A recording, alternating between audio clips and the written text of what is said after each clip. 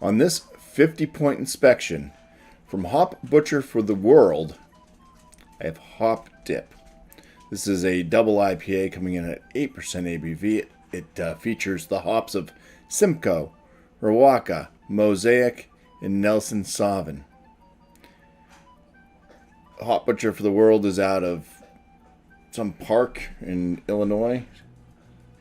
Trying not to read any of the tasting notes now that I know what they look like. I saw the hop thing. I said, nope, not going to look at it. It's Bedford Park, Illinois. Canned on date August 23rd. So we're looking at a bit over, we're about 5 weeks in.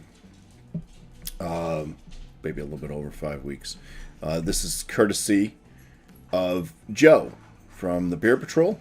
He handed this to me at Beer Tour Palooza 2022. So it's time for me to get into it. I noticed that he posted a video. I'm avoiding watching it so that this is just fresh on my mind as to what I'm going to pick out of it. I don't want any influences on what I might say about this brew. So here we go.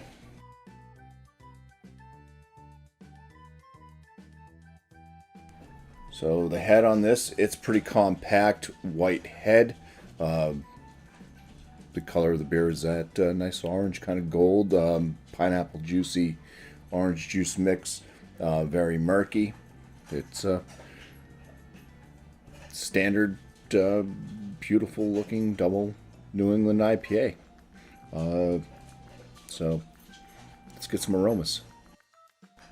Say that's a little bit guava-like.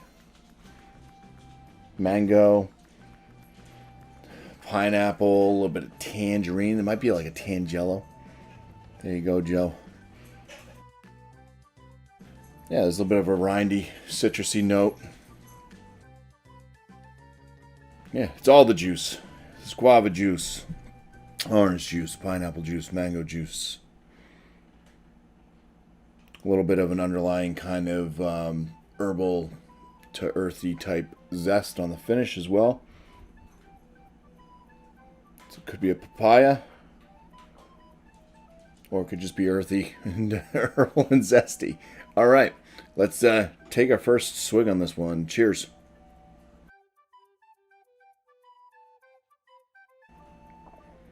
Pretty creamy mouthfeel, I can say that. It actually has a creamy flavor to it too.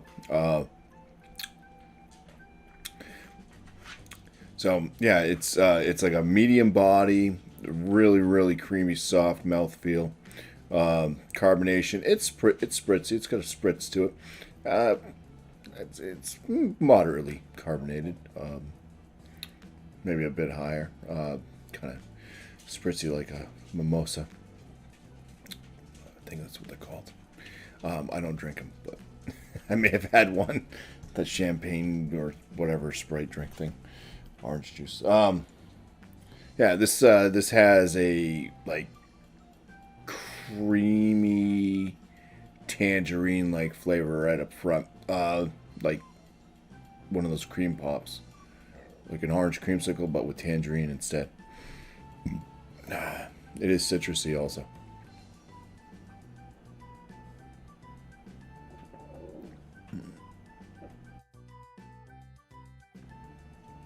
Now, I can't be sure, but I think I'm getting a bit of alcohol every sip, but it doesn't burn like alcohol. There's a note in there that's kind of like, my stomach is going nuts. I don't know what's going on. It's like every single time I drink a beer now, my first beer, stomach just wants to gurgle.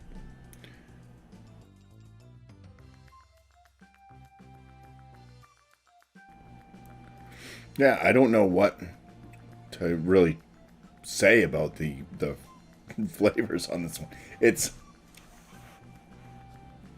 got a tropical vibe. It's got that creamy tangerine thing. There's a citrusy note to it.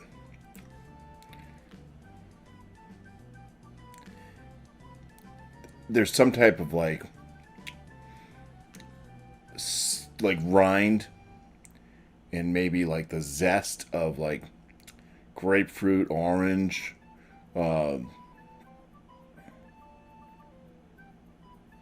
It's like the more bitter side of citrus, but it's also not super bitter. It's not like harsh on the bitterness. I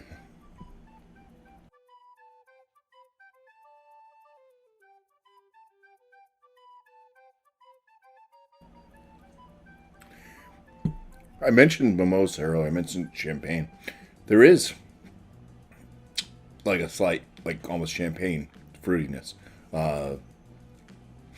So you get a bit of that kind of white grape in there, probably from the Nelson Sauvin that's in there, and the sparkliness of the carbonation. As I'm drinking on this, carbonation's up there. Actually, it's more than moderate. It's a higher carbonation level, and yeah. I hope. I just tasted mint. I don't know if that's coming. That may have been from my stomach gurgling. I am taking some IB Guard stuff, which has peppermint in it or spearmint or something. That may have just come up from my gut, but I just got mint. Yeah,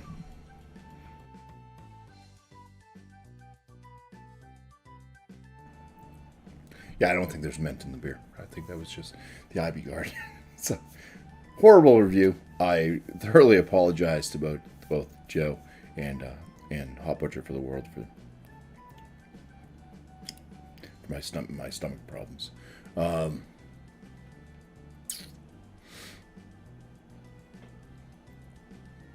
Yeah, it's juicy. It's got. I'd say it's more on that kind of bitter side than being sweet. It does have a bit of that creaminess, like I said up front with the tangerine. Repeating myself once again.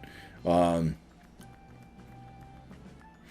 then on the finish, yeah, it's got a lingering bitterness. I'd say it's definitely moderately bitter.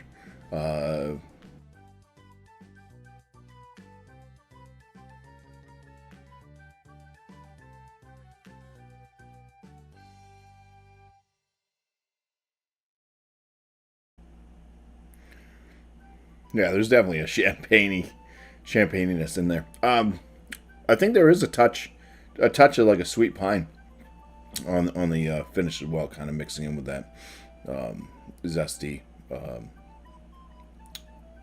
the zest of like citrus fruits, rindy type. All right, I'm gonna score this.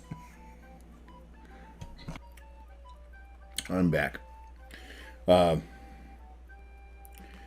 So they just talk about the hops on Untapped that are in this. They don't say anything about any tasting notes or anything. Out of 1,446 ratings, this beer averages out at a 4.14 out of 5, which on my scale would put that in the very good range. And just for my scoring, out of appearance, I gave it a 6 out of 6.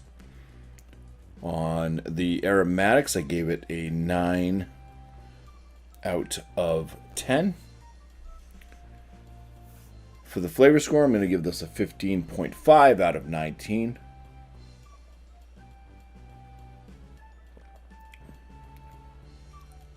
The body, 5 out of 5. Really like the... I always had the mouthfeel in with the body. It's got a good body to it, and it's got pretty creamy mouthfeel. And the overall on this one, I'm at an 8 out of 10. It's going to give Hop Dip from Hot Butcher for the World a bumpy 43.5 out of 50, which is going to land this as a very good beer. I do want to just quickly read over the tasting notes now. All right, what do they say? Oh, bunch of stuff I didn't notice. It says bright citrus, ripe berries. I didn't get the berries. I know Mosaic's in there. There could have been a berry note. I didn't pick that up, but that's fine. And juicy grapefruit. Yeah, I was getting a lot of that kind of citrus and pithiness and rind, like zest, whatnot.